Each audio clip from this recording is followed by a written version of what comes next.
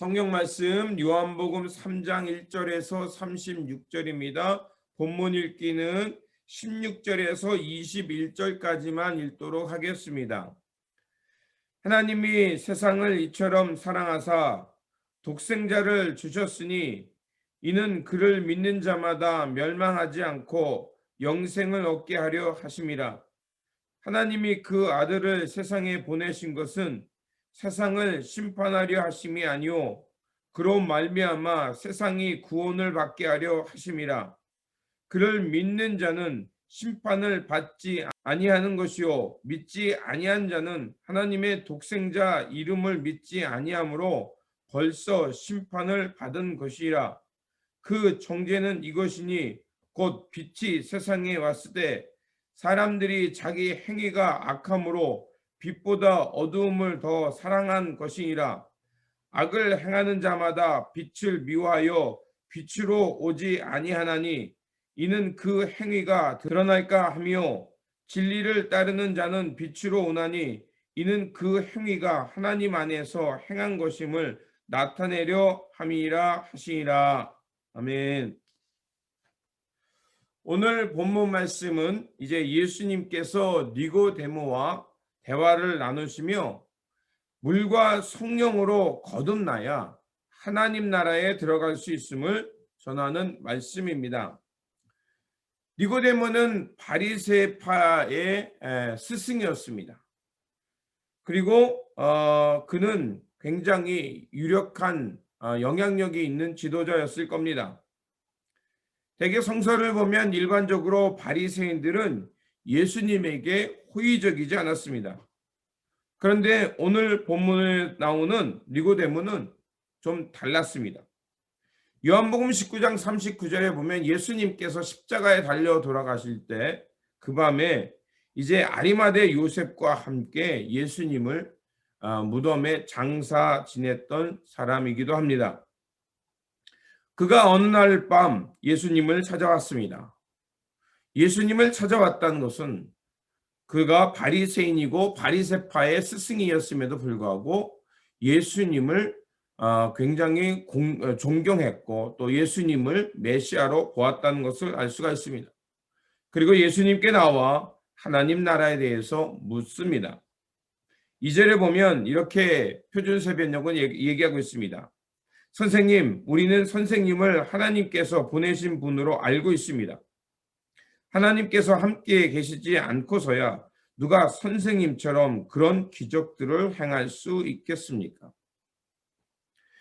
그가 예수님에게 한 이 말은 바로 유대교 신앙의 근본을 이야기하는 겁니다. 유대교 신앙은 기적과 표적에서 메시아를 찾고 있었다는 것입니다. 그래서 예수님을 하나님이 보내신 자, 메시아로 보는 이유는 바로 예수님께서 행하신 기적 때문이라는 것입니다. 기적은 우리에게 하나님의 은혜를 경험하게 하기도 합니다. 구약 성서 속에 보면 이스라엘의 민족의 삶은 구원의 연속이라고 말할 수 있습니다. 출애굽기에서 모세 10가지 재앙을 일으키는 것, 또 홍해를 가르는 사건, 광야에서 만나와 메추라기로 그들을 먹이셨고 또 시내산 호렙산에서 하나님은 모세를 통해서 언약을 맺고 또 모세는 그 하나님의 언약을 이스라엘 백성들에게 선포하면서 언약 백성으로서 다시 태어나게 했습니다. 이런 구약의 표징들은 유대인들에게 있어 놀라운 하나님의 능력을 경험하는 계기였습니다. 하지만 오늘 니고데모가 메시아를 인정하는 그 표현 속에서 알 수 있듯이 표징만을 찾으면서 그 표징을 통해 하나님의 구원을 찾는다면 그 신앙은 한계가 있고 건강하지 못할 수 있습니다. 만약 우리가 문제 가운데 있을 때 하나님이 극적인 구원의 표징이 나타나지 않으면 사람은 이렇게 생각할 수 있습니다. 하나님이 나를 치셨다. 나를 돌보지 않는다라고 생각합니다. 그러면 대개 반응이 어떻게 나냐면 내가 하나님께 정성이 부족해서 그렇다. 내가 하나님께서 이러이러한 것을 잘못했으니 내가 무엇인가를 희생하거나 바쳐야만 하나님이 나를 구원하실 거다. 이런 신앙이 됩니다. 그런 신앙의 문제점은 뭐냐면 자꾸 하나님을 내가 변하고 하나님의 뜻을 찾기보다는 하나님을 자꾸 무엇인가로 이렇게 달래려고 합니다. 그거는 샤머니즘이 돼버리고 또 가나안 토속 신앙에 나왔던 뭡니까? 내가 변해서 하나님의 뜻으로 돌아가는 게 아니라 하나님의 뜻을 통해서 내가 삶을 돌아보고 하나님의 그 말씀을 통해서 그 세계로 나가는 게 아니라 자꾸 나는 변하지 않고 하나님의 진노를 달래려고 하는 그런 가나안의 토속 신앙과 비슷하게 돼버리는 거죠. 그런 신앙에 문제가 있습니다. 그래서 유대인들이 예수님께 나와서 마태복음 22장 38절 이하에 보면 서기관과 바리새인들이 예수님께 나와서 당신이 메시아라면 우리에게 표적, 이 증거, 메시아라는 증거를 보여주십시오라고 말을 합니다. 그럴 때 예수님은 이렇게 말씀하십니다. 39절에 예수께서 대답하여 가라사대 악하고 음란한 세대가 표적을 구하나 선지자 요나의 표적밖에는 보일 표적이 없느니라. 요나의 표적은 무엇을 말하냐면 요나가 3일 동안 고래 뱃속에 있었잖아요. 물고기 뱃속에 있었잖아요. 바로 예수님의 십자가의 죽음과 부활의 사건을 말하는 겁니다. 표적을 구하는 신앙을 깨트리고 있는 겁니다. 그리고 그런 감각적이고 눈에 보이는 것으로 하나님의 구원을 찾으려 하지 말고 우리가 철저하게 자기 부정, 하나님 앞에서 내가 죽는 그 거듭남의 과정을 통해야만 하나님 나라에 이를 수 있다는 것입니다. 그래서 3절에 보면 내가 진정으로 너에게 말한다. 누구든지 다시 나지 않으면 하나님 나라를 볼 수 없다라고 말하는 겁니다. 육적으로 또 육의 만족으로 육의 욕망이 추구하는 것을 통해서 하나님 나라를 보려 하지 말고 그런 것들을 비워낼 때 그런 욕망을 멈출 때 하나님의 나라가 보인다는 것입니다. 그래서 본문 5절과 6절에 예수님께서 이렇게 말씀합니다. 예수께서 대답하시되 진실로 너희에게 내게 이르노니 사람이 물과 성령으로 나지 아니하면 하나님 나라에 들어갈 수 없느니라. 육으로 난 것은 육이요 성령으로 난 것은 영이니. 우리는 육을 가지고 있기 때문에 예수님도 마찬가지입니다. 예수님도 식사하셨고요.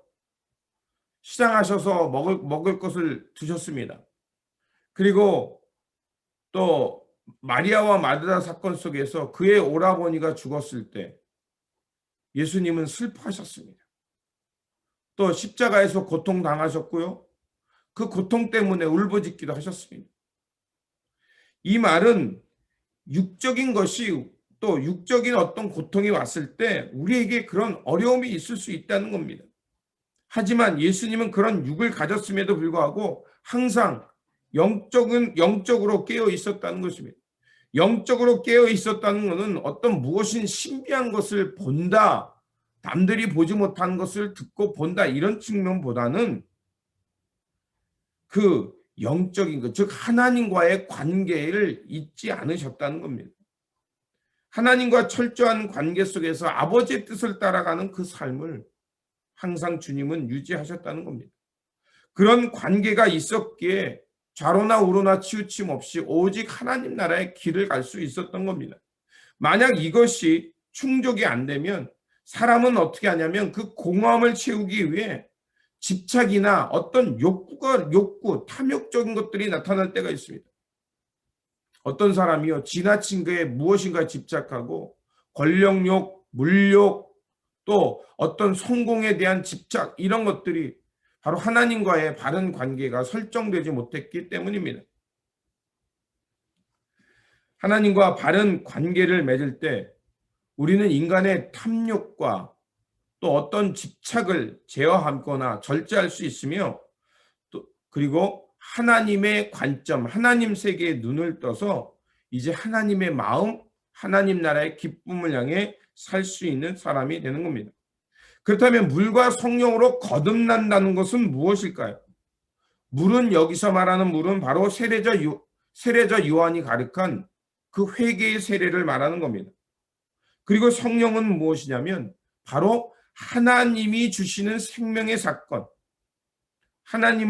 하나님께서 우리 가운데 임하는 사건입니다. 그것을 좀 풀이한다면 물은 우리의 육적인 삶에 불필요한 것, 집착, 탐욕, 세상이 우리에게 심겨놓았던 심성, 왜곡된 의지, 이런 것들을 씻어내고 우리 안에 하나님이 주시는 숨결, 하나님으로부터 오는 그 생명의 호흡을 따라 하나님의 나라, 하나님의 관점, 하나님의 마음을 따라 새로운 세상을 사는 것을 말합니다. 그래서 성령은 신약 성경에서 푸뉴마, 그리고 구약에서는 루하흐입니다. 하나님의 거룩한 영. 이것을 더 깊이 보면 바로 하나님께서 우리에게 부어주시는 숨결입니다. 하나님의 호흡. 창세기를 통해 알 수 있듯이 하나님께서 사람을 흙으로 창조하시고 그 코에 생기, 하나님의 바람을 묻자 성경은 생명이 되었다. 영어 성경에 The man become a living being이 된 겁니다. 살아있는 존재가 되었다는 것입니다. 물론 우리가 육을 충족시키며 살아야 하지만 바로 하나님의 마음, 하나님의 호흡을 따라 영적인 거에 관심을 두고 하나님 나라를 살아갈 때 온전한 삶, 참된 삶을 살 수 있다는 겁니다. 그래서 그 성령의 물과 성령으로 거듭난 사람은 3장 8절에 보면 바람이 임의로 불매 내가 그 소리를 들어도 어디서 오며 어디로 가는지 알지 못하나 성령으로 난 사람은 다 이러하리라. 바람이 임의로 분다는 건 뭐냐? 성령이 그 영혼 가운데 불어오니까, 성령의 하나님의 숨결의 바람이 불어오니까 그 사람은 어떻게 사냐? 로마서나 사도 바울이 말한 것처럼 하나님 안에서의 자유함, 얽매지 않는 삶, 억압받지 않는 삶. 그런데 어떤 삶이냐? 율법에 얽매이는 삶이 아니라 하나님의 나라와 하나님의 뜻을 이루기 위해 내가 스스로 종의 멍에를 메고 다른 사람의 영혼의 구원, 하나님 나라의 성취를 위해서 스스로 종의 멍에를 메고 살아가는 겁니다. 그러면서도 결코 내가 불행하다고 생각하지 않는 것. 이런 자유함 속에 살아간다는 겁니다. 하나님이 우리 안에 있을 때 드러나는 것은 자유함입니다. 내 마음대로 내 뜻대로 산다는 거 아닙니다. 내가 어떤 곳에서 무엇을 하든지 하나님의 사람으로서의 정체성을 잃지 않고 그러면서도 그 내면에 평안과 기쁨이 있어서 누구를 만나든지 하나님의 평안 속에서 기꺼이 그 자리로 내려갈 줄 아는 사람, 그 예수님이 육신을 입고 이 땅에 오셔서 우리와 같아진 것처럼 그 누구를 만나든지 고통의 사람을 만나면 그 고통의 자리에 기꺼이 내려갈 줄 아는 사람, 즐거운 사람을 만나면 그와 함께 그 구원의 기쁨을 즐거워할 줄 아는 사람, 이런 사람이 바로 자유이며 하나님 나라의 멍에를 맨 사람이라는 것입니다. 그리고 거듭난다는 것은 풀어 생각하면 다시 또 태어난다라는 겁니다. 이 말은 하늘로부터 다시 태어난다는 말입니다. 물과 성령, 즉 하늘로부터 다시 태어나서 하나님 땅에 관심을 두고 사는 사람이 하늘에 관심을 두고 창조주 하나님께 관심을 두고 그분의 마음 따라 사는 것이 바로 물과 성령으로 거듭나 하나님 나라를 살아가는 것입니다. 그렇다면 우리가 이렇게 물과 성령으로 거듭나 하나님의 나라를 향해 살아갈 수 있는 길은 무엇이냐? 오늘 본문 13절은 또 이렇게 말합니다. 하늘에서 내려온 자 곧 인자 외에는 하늘에 올라간 자가 없으니 모세가 광야에서 뱀을 든 것 같이 인자도 들려야 함이리 이는 저를 믿는 자마다 영생을 얻게 하려 하심이라. 그리고 15절에서 16절 이렇게 말하죠. 이는 그를 믿는 자마다 영생을 얻게 하려 하심이라. 하나님이 세상을 이처럼 사랑하사 독생자를 주셨으니 이는 그를 믿는 자마다 멸망하지 않고 영생을 얻게 하려 하심이라. 이 말을 한마디로 요약하면 예수님께서 십자가와 부활 그리고 승천이죠. 이 주님의 복음을 바라보는 것을 말합니다. 물과 성령으로 거듭나 하나님 나라를 살아가는 시작은, 그 출발점은 내가 무엇인가를 해야, 하나님을 만족시켜야 그것이 이루어지는 것이 아니라 오히려 무엇인가를 하고 하나님을 달래야 된다라는 그 욕망을 멈추고 예수 그리스도의 십자가를 바라보는 것에서 시작된다는 것입니다. 우리는 자꾸 무엇인가를 해야 된다고 생각해요. 예수님이 기뻐하는 일을 해야 된다. 아닙니다. 제일 먼저 부활의 십자가, 하나님의 뜻을 온전히 이루신 예수 그리스도의 십자가와 부활, 승천의 복음을 바라보는 것. 그분 앞에 조용히 무릎 꿇을 줄 아는 것, 거기서 시작되는 겁니다. 그 자리에 멈춰서 주님을 바라볼 때 육적인 욕망들이 멈추고 사라지고 하나님의 은혜가 나의 가운데 임하고 있는 것을 알게 되고 눈을 뜨게 되는 겁니다. 성경을 보면 복음서들이 동일하게 말하는 게, 예수님께서 세례자 요한에게 세례를 받고 물 밖으로 나올 때 성령이 충만했다라고 얘기합니다. 그래서 마치 비둘기가 그 예수님의 머리 위에 임했다 그러죠. 성령의 충만함을 얘기하는 겁니다. 그리고 예수님이 성령 충만해서 어디로 가셨냐면 바로 공생애를 시작하지 않고 광야로 가셨습니다.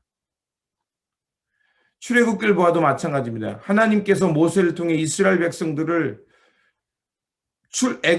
애굽을 떠난 후에 홍해를 건너 광야로 갔습니다. 광야는 어떤 곳입니까?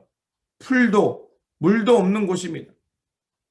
오직 하나님을 의지하지 않고는 살아갈 수 없는 곳, 인간의 욕망이 모든 것들이 작용할 수 없는 곳입니다. 예수님도 광야로 가셨고 이스라엘 백성들은 출애굽해서 광야로 갔습니다. 바로 육적인 소리가 죽고 오직 하늘의 소리만 들리는 곳입니다.